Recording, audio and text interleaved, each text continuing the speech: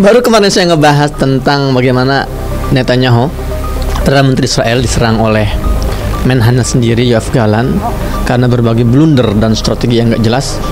Tadi malam kita mendapatkan kabar gembira bahwa ternyata si Yoav Gallant, Menteri Pertahanan ini, sudah dipecat oleh Netanyahu. Bahkan kabar yang juga kami baca dari sumber-sumber lokal di Israel, bahwa Netanyahu sedang mempertimbangkan untuk memecat pimpinan IDF dan juga pimpinan Shin Bet. Bagaimana semua itu terjadi, sejauh apa kehancuran, dan sebesar apa masalah internal politik di kalangan Israel, kita akan bahas dalam konten kita kali ini bersama saya, Muhammad Hussein Gaza.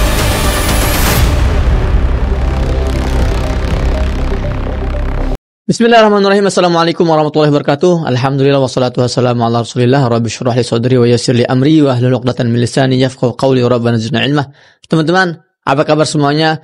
Kembali lagi bersama saya Muhammad Hussein di channel kebanggaan kita semua, channel Muhammad Hussein Gaza. Pagi-pagi ini kita sudah disajikan, sudah disambut oleh kabar gembira dari gazamedia.net. Teman-teman, gazamedia.net kali ini memang kita punya beberapa akun medsos, namun kita fokusnya di website. Jadi bagi teman-teman kalau mau ngecek gazamedia.net, jangan cari di Google, langsung aja diklik di halaman, di space untuk link itu gazamedia.net, nanti akan langsung muncul gazamedia.net. Oke, ada berita apa hari ini teman-teman dari wilayah Palestina dan sekitarnya? Paling tidak ada 3 berita yang membuat kita semua sumringah, dan ini membuktikan memang sejak awal itu sudah ada kekacau balauan yang luar biasa di tengah-tengah elit politik Israel. Dari awal, dari saya di Gaza itu sudah saya sampaikan bahwa mereka itu sebetulnya orang-orang yang tidak pernah bisa bermufakat, dan itu pun ada landasannya. Allah berfirman dalam surat Al-Hasyr ayat 14 dengan sangat gamblang dan detail bagaimana sifat orang-orang Yahudi ini kalau mereka dalam kondisi perang. Apa kata Allah? Allah berfirman, A'udzubillahi minasyaitonirrajim, la yuqatilunakum jami'an illa fi qura muhassana aw min wara'i judur. Mereka ini tidak akan pernah memerangi kalian semua kecuali mereka di dalam satu wilayah, area, desa, kampung yang benteng yang kuat, yang dilindungi oleh benteng yang kuat, atau mereka bertempur di belakang tembok. Ba'suhum bainahum syadid tahsabuhum jami'an wa qulubuhum syatta. Dan mereka itu sering gontok-gontokan, mereka itu sering serang menyerang. Ba'suhum bainahum syadid, artinya mereka itu memang selalu bentrokan sesama mereka. Tahsabuhum jami'an, kalian menganggap mereka ini bersatu padu. Tapi apa kata Allah? Wa qulubuhum syatta. Tapi sesungguhnya hati-hati mereka ini berpecah belah, saling bertikai, tidak mau menyatu dan tidak mau ada kata sepakat di antara mereka. Itu semua bisa kita lihat dalam perang 1 tahun lebih ini. Berkali-kali ada pemecatan dari kabinet perang Netanyahu. Berkali-kali Netanyahu telah memecat pejabat-pejabat mereka yang dianggap tidak sesuai dengan instruksi dia. Kita lihat ada misalnya mantan Menhan sebelumnya yang masuk dalam kabinet perang itu sudah 2 loh yang mengundurkan diri, bukan dipecat.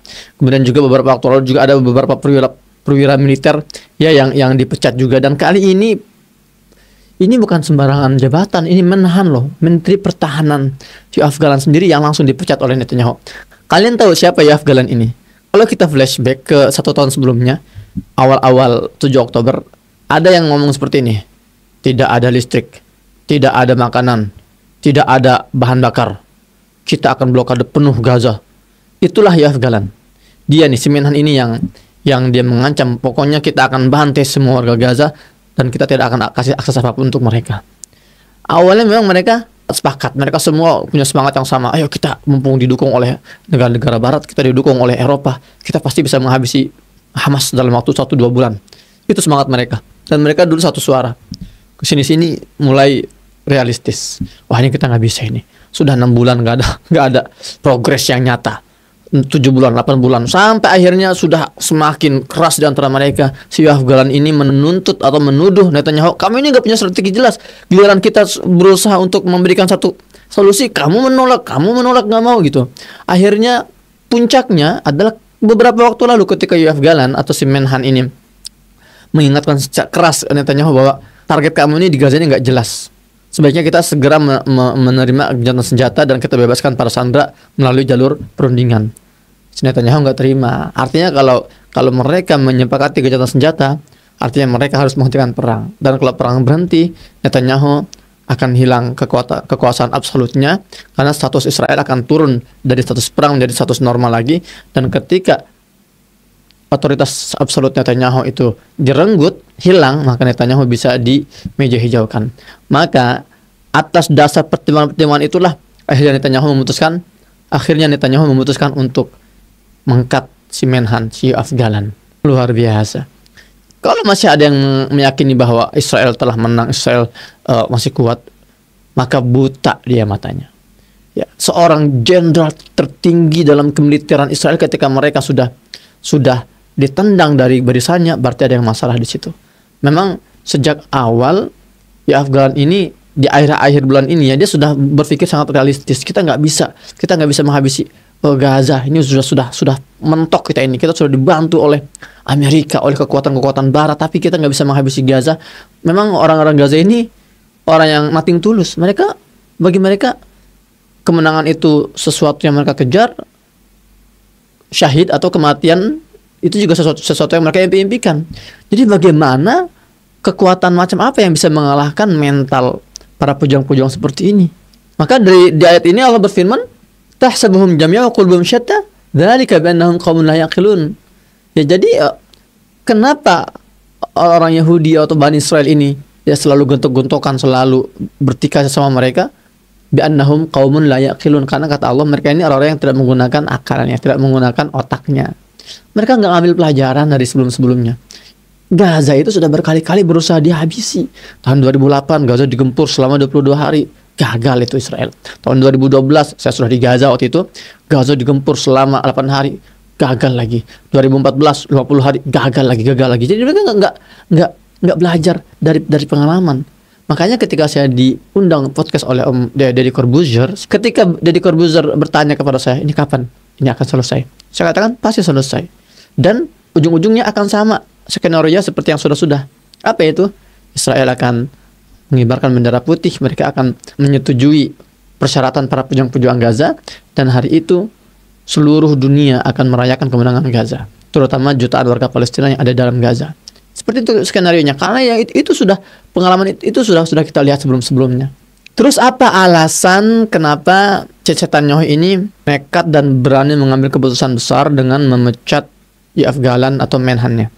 Saya akan baca di sini di gazamedia.net, teman-teman, beritanya. Galan ungkap 3 alasan mengapa dipecat Netanyahu.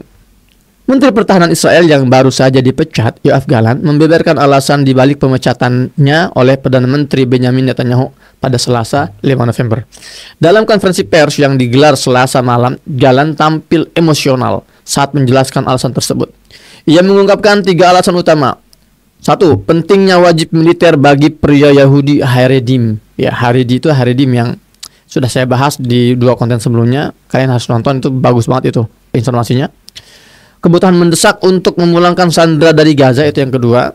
Jadi memang chaosnya Israel hari ini karena setiap hari ada ribuan bahkan puluhan ribu pemukim ilegal Yahudi yang terus mendemo pemerintah, terutama Netanyahu. Mereka menuntut agar para sandera ini dipulangkan, dikembalikan. Yang ketiga, perlunya penyelidikan negara terhadap serangan Hamas pada 7 Oktober lalu. Dilansir dari Times of Israel. Terkait wajib militer bagi pria Haredi, Galan menyatakan bahwa masalah ini bukan hanya masalah sosial, tapi juga masalah yang sangat krusial bagi eksistensi Israel dan keselamatan Israel. Menurutnya, semua warga Israel harus terlibat dalam tugas mempertahankan negara. Bayangkan mental Israel yang mengaku warga itu adalah negara mereka. Mereka disuruh tempur, mereka menolak, dan mereka bahkan demo. Bahkan kita lihat kemarin ya, 2 konten sebelumnya saya jelaskan itu bagaimana sejumlah Yahudi Haredi mereka berteriak-teriak di tengah-tengah jalan raya, menutup jalan-jalan, meminta ditabrak oleh mobil-mobil yang lewat sambil teriak-teriak, kami lebih baik mati dibandingkan harus perang di Gaza. Bandingkan dengan warga Gaza, mereka sudah dibantai, sudah dibombardir, mereka dipaksa untuk meninggalkan wilayah utara, tapi mereka bertahan. bertahan. Dan teman-teman tahu gak apa rahasia kenapa para pejuang Gaza ini gak habis-habis? Setiap hari kita melihat ada video-video baru bagaimana para pejuang Gaza meluluhlantakkan tank-tank baja Israel, mengubah tank-tank baja itu menjadi peti-peti mati yang dilalap oleh api. Apa rahasianya? Kenapa nggak habis-habis pasukannya? Kenapa pasukan mereka tidak habis-habis? Rekrutmen. Sampai hari ini para pejuang Gaza terus melakukan rekrutmen anak-anak muda yang memiliki kemampuan untuk bertempur direkrut. Dan anak-anak muda itu mereka sangat semangat sekali. Jadi beda dengan mereka, para penjajah itu, ya karena memang itu bukan tanah mereka, karena mereka numpang, karena mereka itu imigran gelap. Jadi mereka merasa kami nggak punya kewajiban untuk mempertahankan tanah ini. Kalau kalian mau perang, kalian saja, tentara saja yang perang. Itu persis kata-kata Bani Israel ketika diajak Nabi Musa alaihissalam untuk masuk ke wilayah Palestina. Apa kata Bani Israel? Idhab inta wa rabbuka faqatila. Pergi kamu Muhammad dan Tuhan kamu berperang. Nahahuna nahnu qa'idun. Nah, kami di sini duduk-duduk aja. Sejarah selalu berulang, teman-teman. Dan itu yang terjadi hari ini. Banyak para pemukim ilegal Yahudi ini yang mereka menolak untuk ikut berperang. Jangankan pemukim atau yang artinya sipil dalam tanda kutip ya. Sebetulnya tidak ada sipil di Israel. Semua itu adalah tentara, kan saya sudah sampaikan kemarin. Jangankan sipil, bahkan tentara aktif. Ya ada ratusan ribu tentara aktif di Israel itu menolak untuk datang ke Gaza untuk bertempur di Gaza. Kenapa? Ketakutan. Kalian bisa cek deh konten saya sebelumnya, saya membahas bagaimana dalam satu wawancara ya 20 keluarga tentara diwawancara, bagaimana psikologis dan bagaimana fenomena tentara-tentara di Israel hari ini. Itu yang saya katakan tiap hari. Dari satu peleton yang dipanggil untuk ke Gaza, awal-awal mereka penuh, mereka dipanggil satu peleton 30 yang datang. Hari ini dipanggil satu peleton cuma 6 yang datang. 24-nya menolak untuk datang. Itu tentara aktif loh, tentara aktif. Mereka menolak untuk berperang. Itulah, dari situ sebetulnya kita bisa menilai ini mana yang penduduk asli, mana yang imigran gelap. Penduduk asli nggak mungkin seperti itu mentalnya. Penduduk asli itu mentalnya dia akan berperang meskipun harus mengorbankan darah dan nyawa mereka, karena dia sedang memperjuangkan tanah airnya. Sebaliknya imigran gelap itu mentalnya apa? Saya sudah nggak kuat, saya di sini numpang aja, saya di sini dipaksa untuk datang ke sini, dan saya di sini nggak punya kewajiban untuk bertempur. Akhirnya mereka memilih, ada yang hengkang kabur dari Israel, nggak balik lagi, ada yang tetap stay tapi nggak mau atau menolak untuk datang ke Gaza, karena bagi mereka Gaza ini adalah neraka jahanam buat mereka. Pasir-pasir Gaza ini sudah banyak menelan ribuan tentara-tentara Zionis yang membuat mereka tewas dan terbunuh di situ. Nah, jadi seperti itu teman-teman. Oke. Kemudian juga dikatakan pada bagian kedua pernyataannya, Galan menekankan perlunya perjanjian untuk memulangkan 101 sandera yang masih ditahan Hamas di Gaza. Nah, jadi kalau Netanyahu enggak, Netanyahu berusaha menghabisi para tawanan Israel di Gaza agar para pejuang Gaza enggak punya bargaining. Jadi memang sekejam itu Netanyahu. Jangankan terhadap warga Palestina, terhadap warganya sendiri aja bagi dia nyawa itu sudah tidak ada harganya gitu loh. Oke. Kata Galan, siapapun yang tewas di antara sandera tidak akan pernah bisa dikembalikan. Tidak ada pengampunan bagi mereka yang meninggalkan sandera, ucapnya seraya meminta Israel melakukan negosiasi dengan Hamas untuk membebaskan sandera. Di akhir pernyataannya, ia memperingatkan adanya kegelapan moral yang mengelilingi negara tanpa menyebutkan nama Netanyahu. Jadi menggunakan semacam apa ya? Semacam sarkas gitu ya, sarkas ya. Oke, atau sindiran lah ya, sindiran. Sejak serangan Hamas pada 7 Oktober 2023, Israel telah melancarkan serangan besar-besaran di Gaza yang menyebabkan hampir 43.400 orang terbunuh dan menghancurkan wilayah tersebut hingga hampir tidak dapat dihuni lagi. Saat ini Israel sedang menghadapi tuntutan genosida di pengadilan internasional terkait tindakannya di Gaza yang diblokade atau terkepung. Itu teman-teman, itu satu berita. Berita lainnya deh. Media-media Israel ini lagi rame di Israel ya. Netanyahu sedang mempertimbangkan pecat kepala IDF dan Shin Bet. Apa itu IDF? IDF itu Israel Defense Force, ya pasukan pertahanan Israel. Jadi ada jenderal ya, ada menteri pertahanan, ada ketua IDF. Setelah menhannya dipecat, Netanyahu juga ingin memecat ketua IDF ini. Tidak hanya IDF tapi juga Shin Bet. Apa itu Shin Bet? Shin Bet ini nama lainnya Shabak. Di Israel ada dua jenis intelijen, ya badan intelijen. Satu namanya Mossad, kedua namanya Shin Bet. Mossad ini adalah badan intelijen yang beroperasi di luar Palestina.